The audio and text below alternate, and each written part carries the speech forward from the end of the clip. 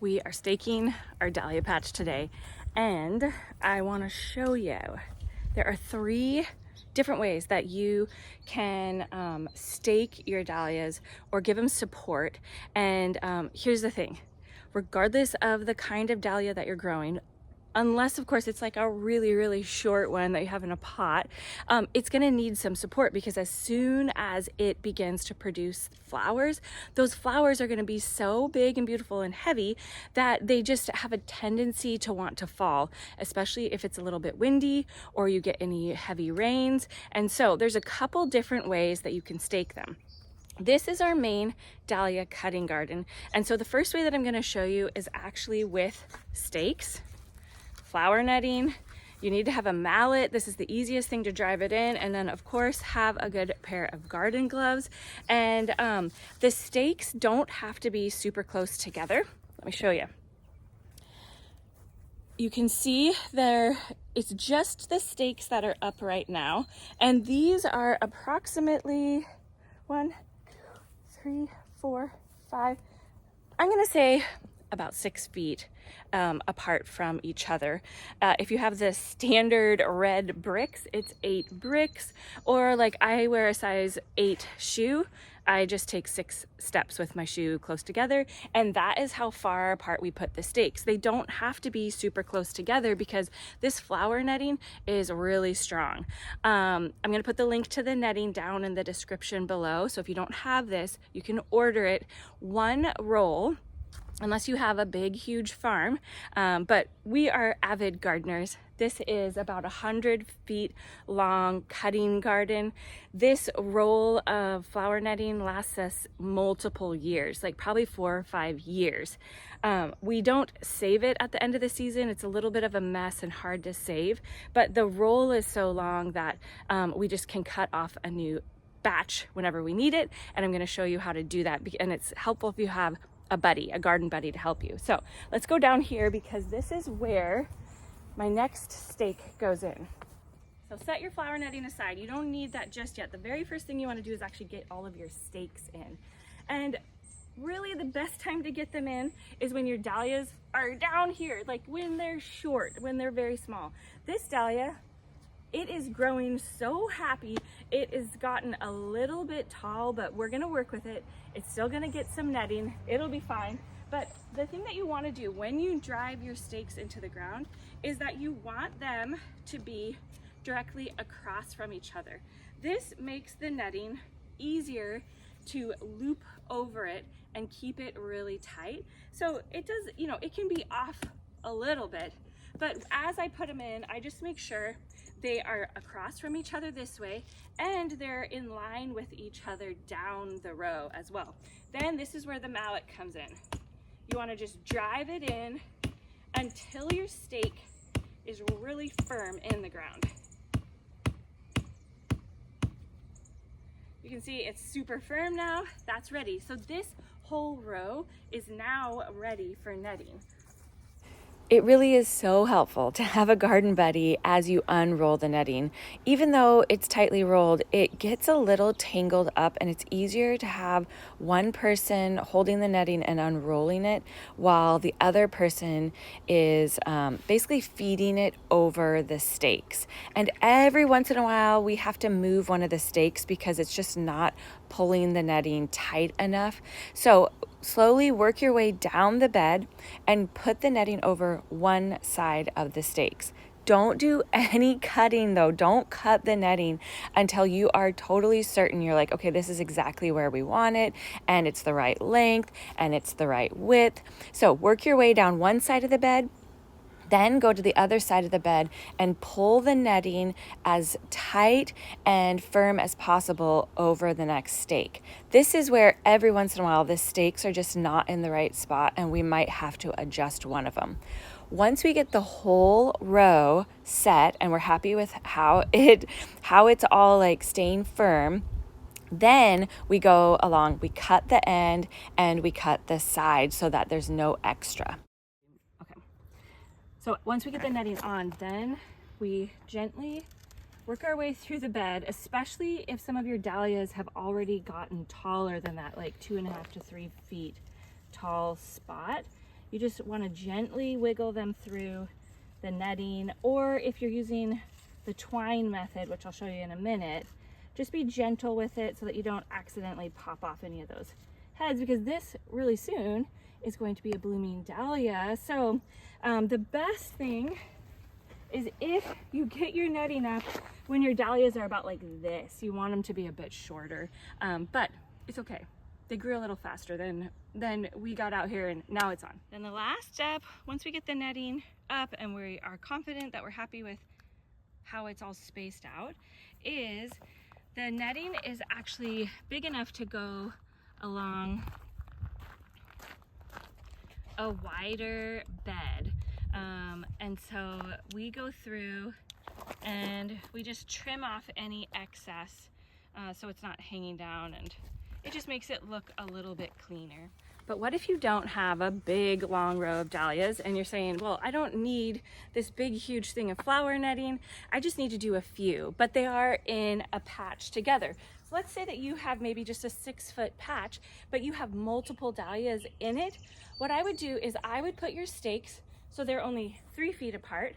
So in this one section, we are gonna have 6 stakes. They don't go with the individual plants. Instead, they are making a perimeter around the plants. Then, get your twine, and this is so easy to find at any garden center. With the twine, you are going to make your own grid that is going to support the dahlias as they grow up through it. So give it a couple knots in it so it's nice and sturdy, and then you get to weave a pattern. And truly, it can be any pattern you want it to be, but here's what you're wanting to accomplish. Number one, we do not want our twine to come unraveled. That's the first thing.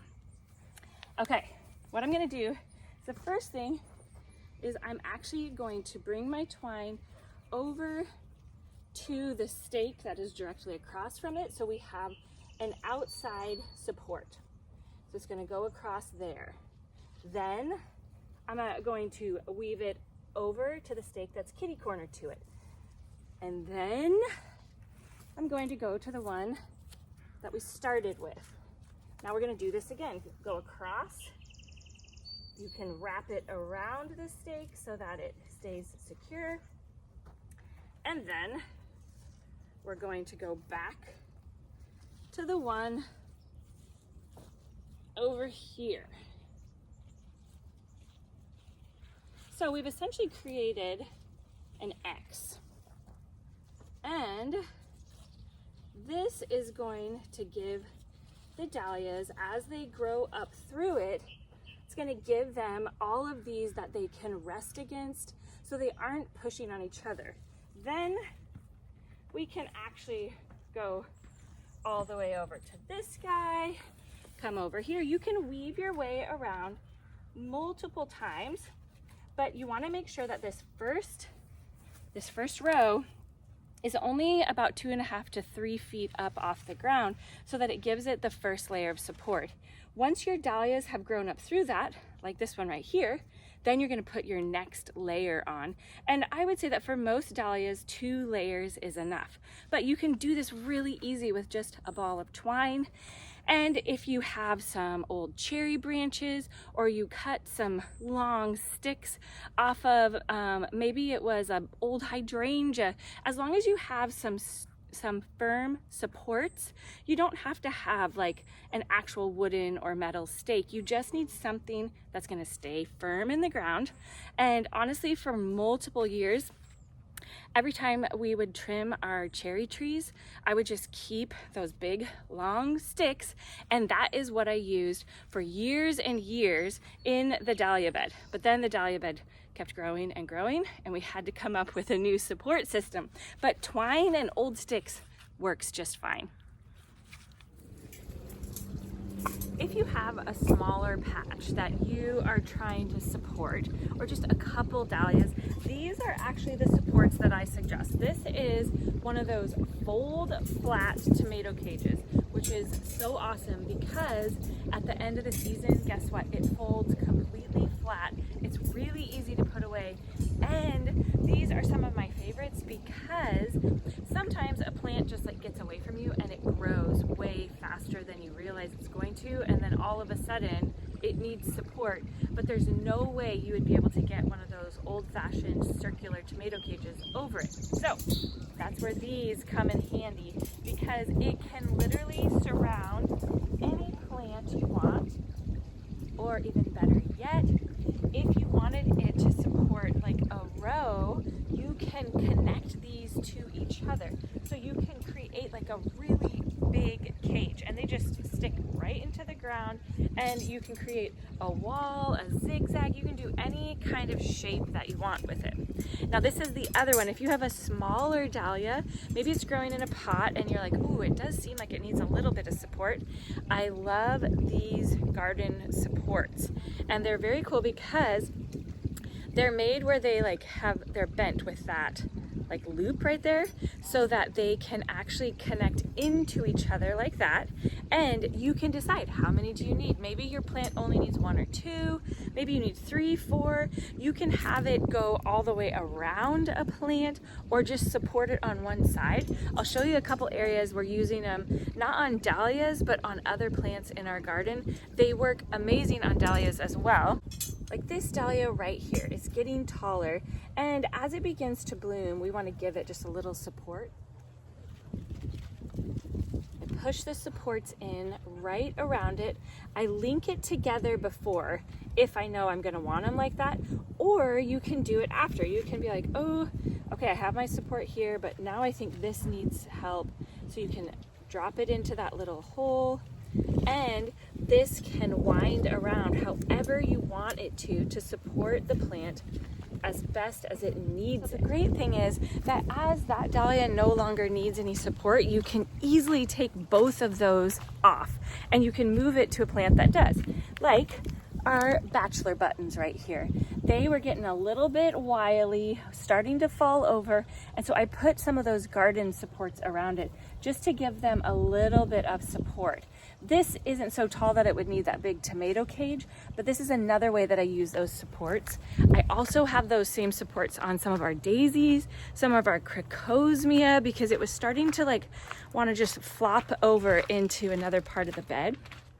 And here's where the tomato cages really shine, is we do these big, huge cages with them all down the tomato aisle or jungle. But they're so versatile. Oh, I was going to show you the rose. I wanted to show you this rose too, because see, this is one of the tomato cages that's in here. You really can't see it because the rose is growing up through it, but the rose was starting to kind of bend forward, and so I tucked one of those in there around it, and it's giving that rose some support. So there's another way that you can use those tomato cages. Now we're gonna wait for our dahlias to get big. Here they are. I always love once the netting gets up, it feels so official, and already a lot of the dahlias are starting to come up through, and it's only been a couple days since I did that beginning video. So go check your dahlias, get them supported. It's so good to have those supports on before they start to bloom, because once they start to bloom, if it's windy at all, if you get a big heavy rain, it can knock your dahlia completely over. And every once in a while, what happens is it actually breaks it down at the base. And once it breaks it at the base, you're basically starting all over again for the year. And so I don't want your dahlias to break. I want you to get the most blooms possible. So we'll be back out here showing you more tips from our dahlia patch, because we'll be doing another feeding on it soon. If you haven't fed your dahlias, make sure to feed them. And down in the description below, all of the links to all of the different supports that I showed you, and then also the different fertilizers that we use. We use the Alaska fish fertilizer. That's what we do through the beginning of the season. So if you haven't given yours a dose of that yet, go do that. And then in about another week, we're gonna start giving them, it's also from the Alaska Fish Fertilizer Company, but it's called More Bloom. And it's just a little bit different ratios in the nutrients that are in the fertilizer. And plants are really amazing. When you give them certain nutrients, it encourages different kinds of growth. So if you gave your dahlias a fertilizer that was really high in nitrogen, it would actually make them so deep green and it would have the most amazing foliage. But guess what? We don't want just foliage. We want to have blooms.